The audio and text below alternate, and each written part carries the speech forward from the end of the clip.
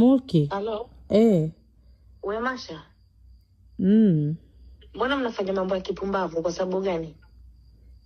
Yaani inakuwaje mnanipigia simu alafu mnaanza kunirekodi mimi naongea mambo ya kipumbavu? Mimi sijakurekodi, sijakuepo. Mimi sijakuepo, sijakurekodi Mulki.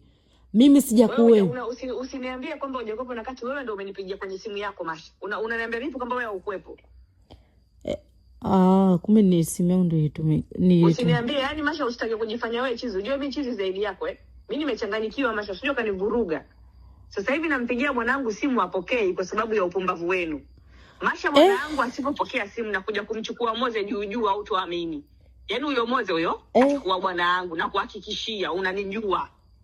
Baby tusifikie huko. Yaani nakuomba kabisa kwa sababu kwa sababu mimi umenipigia simu, umeniambia yule msichana anaongea sio vitu gani na mimi nikakujibuni. Kumbe nyinyi mnajifanya wajanja mnaanza kunirekodi mambo ya kipo. Mulki Juma si unamjua, Juma si unamjua mambo yake. Juma si unamjua mambo yake. Hayanihusu. Mambo yako wewe na Juma mimi lakini nakuambia hivi. Bwana wangu asipopokea simu Masha, huyo Moze hautakao muone maisha yako yote. Sipendi usenge mimi.